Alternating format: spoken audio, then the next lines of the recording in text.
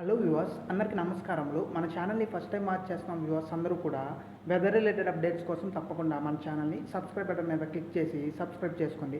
ప్రస్తుతం ఉత్తరాంధ్ర జిల్లాల్లో రాత్రి సమయంలో భారీ వర్షాలు జూన్ 1వ తారీఖున మనం చెప్పిన విధంగానే మొదలవటం జరిగింది.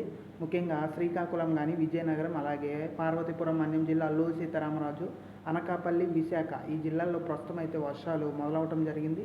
ఈ వర్షాలన్నీ కూడా తెల్లవారుజామున సమయానికి ముఖ్యంగా కాకినాడ, కోనసీమ, తూర్పుగోదావరి, ఏలూరు, పశ్చిమ గోదావరి జిల్లా, కృష్ణా, ఎన్టీఆర్ జిల్లాల్లోకి ప్రవేశించే అవకాశం ఉంది. కాబట్టి తెల్లవారుజామున సమయంలో ఈ జిల్లాల్లో అక్కడక్కడ వర్షాలు ఉండే అవకాశం ఉంది.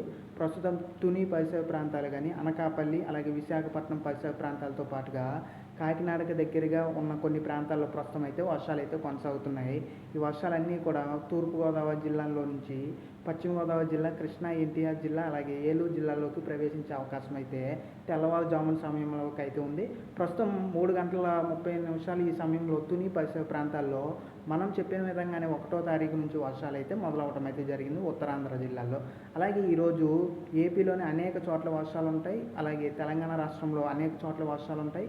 ఏపీ, తెలంగాణలో ఈ రోజు నుంచి వచ్చే 10 రోజుల వరకు ఎక్కువ ప్రాంతాల్లో వర్షాలు ఉంటాయి.